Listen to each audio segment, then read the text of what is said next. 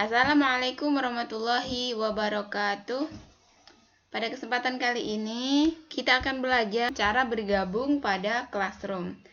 Nah, silahkan kita buka tautan yang telah dikirim atau yang telah kita miliki.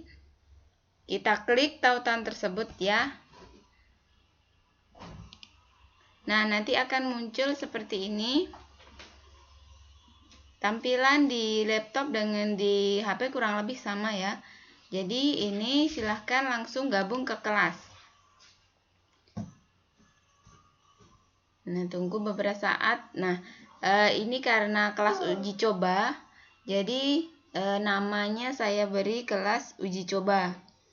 Nah, nanti setelah itu ketika sudah masuk, maka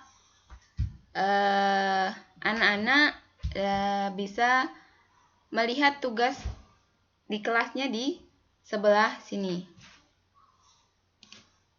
Nah, ini belum ada tugas, jadi untuk sementara masih kosong. Nah, untuk melihat anggota ada di sebelah sini. Nah, ini guru.